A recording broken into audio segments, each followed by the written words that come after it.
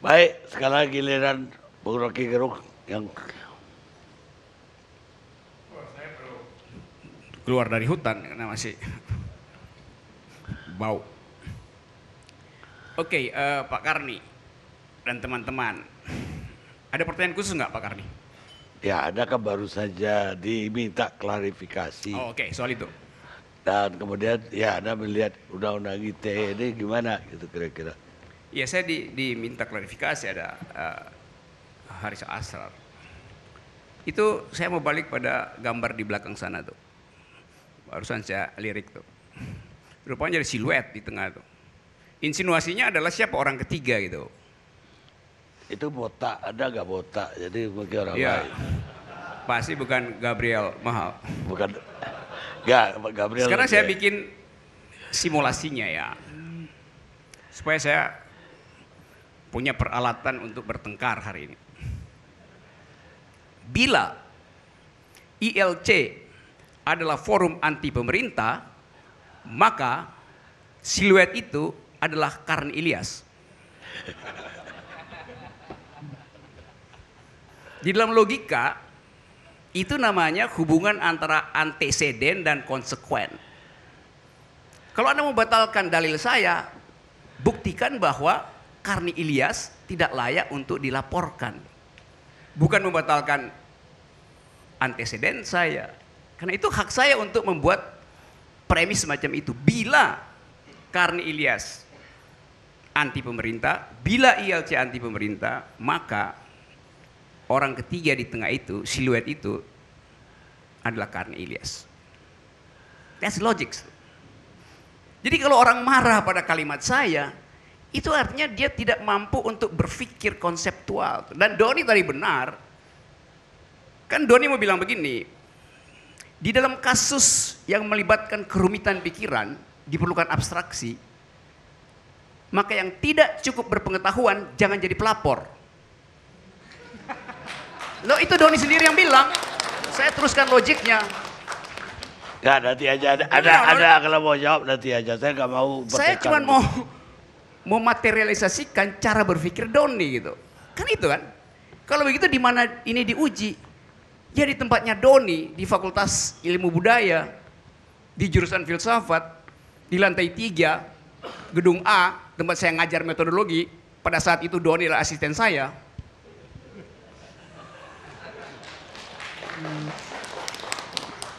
Nah, saudara-saudara, fiksi itu dari awal saya katakan fiksi itu bagus. Bahkan ada Pulitzer 2018 yang menang karya fiksi dikasih hadiah.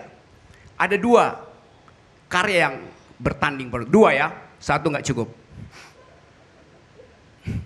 Yang pertama adalah judulnya Les. Yang kedua Idiots.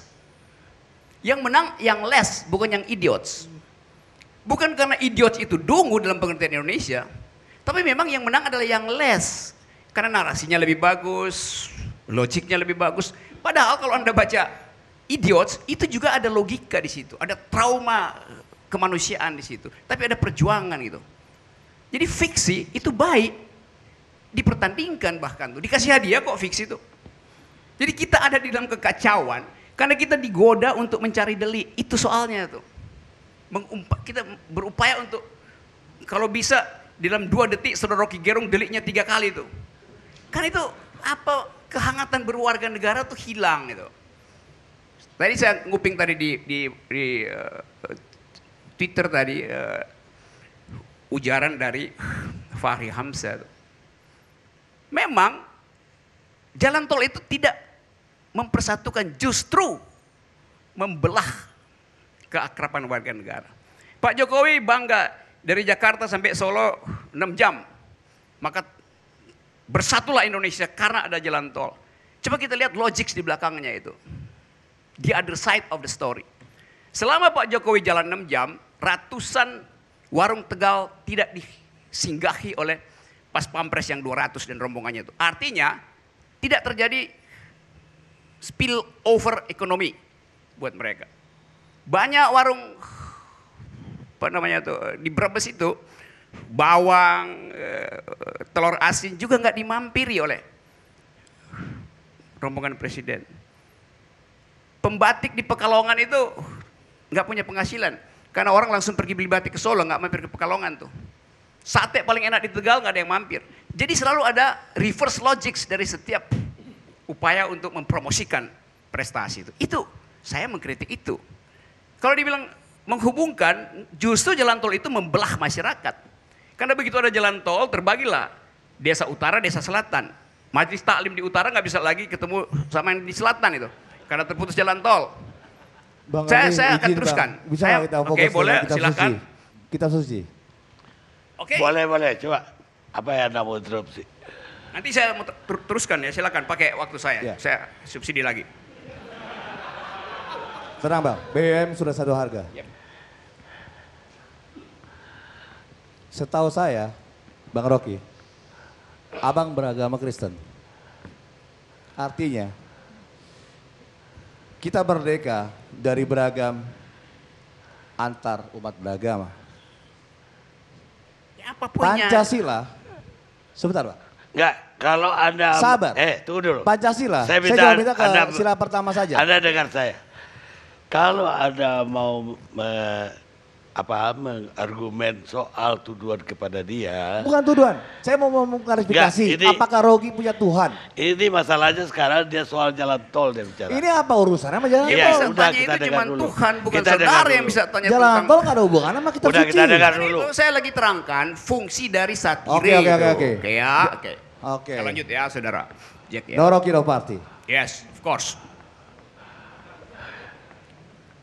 Sekarang argumen bahwa jalan tol itu mempersatukan. Saya nyambungnya Fahri tadi supaya saya dapat inspirasi untuk meneruskan argumentasi saya. Jalan tol itu justru memecah belah masyarakat. Tadi saya terangkan bahwa arisan ibu-ibu di utara tidak bisa ketemu lagi dengan yang di selatan karena jalan tol bisa. Seorang pemuda di utara gagal kawin dengan seorang perempuan cantik di selatan karena jalan tol, mereka nggak bisa lagi pacaran.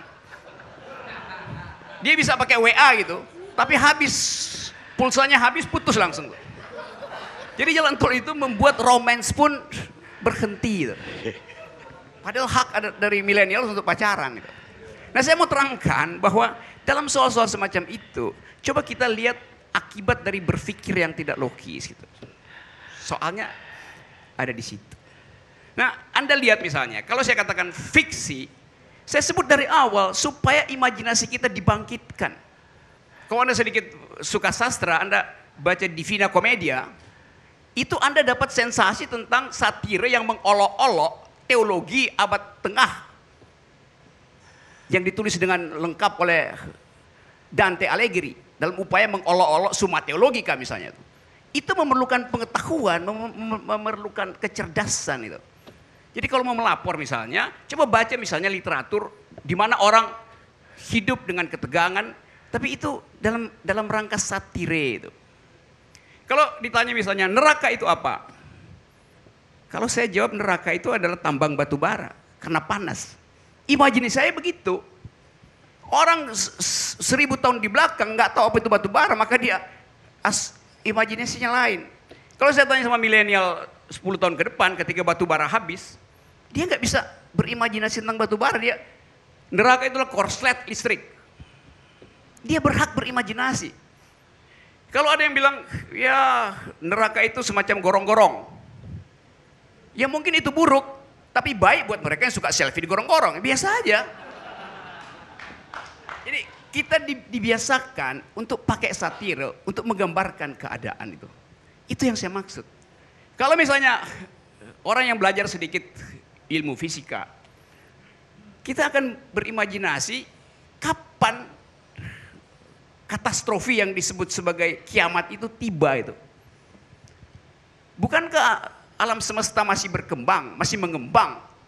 Itu yang ditemukan tahun 1927 oleh Edwin Hubble yang kemudian namanya dipakai buat teleskop, seorang astronomer dari mana? California, Pasadena.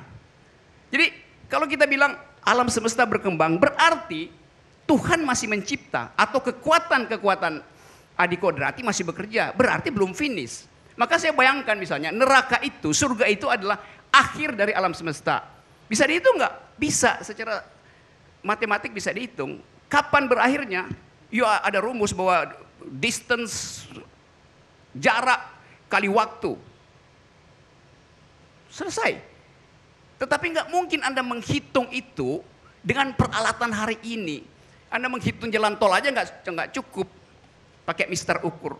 Jadi kita mesti imajinasikan bahwa jarak itu tak terhingga atau terhingga tuh. Waktu itu tak terhingga atau terhingga. Di situ kita imajinasikan tentang eskatologi. Harapan itu ada di dalam kalkulasi matematik, juga dalam kalkulasi fiksional itu. Jadi ngapain? Kemarin saya sama Haris menjawab pertanyaan polisi. Saya jawab konsep-konsepnya tuh. Nah polisi mesti cari tesaurus apa? Atau ensiklopedia lengkap. Karena saya uraikan itu sebagai ukuran-ukuran akademis. Dan saya terangkan di sini, saya buka logiksnya tuh. Jadi saya sebetulnya agak jengkel karena kita berupaya untuk bikin literasi makin bagus. Karena tugas presiden adalah mencerdaskan kehidupan bangsa. Kalian menutup literasi itu. Menghalangi orang berabstraksi. Menghalangi orang berimajinasi. Membatalkan fungsi fiksi. Nanti anak-anak nggak boleh baca fiksi lagi tuh. Jadi kekonyolan itu terjadi karena kekurangan pengetahuan. Terima kasih.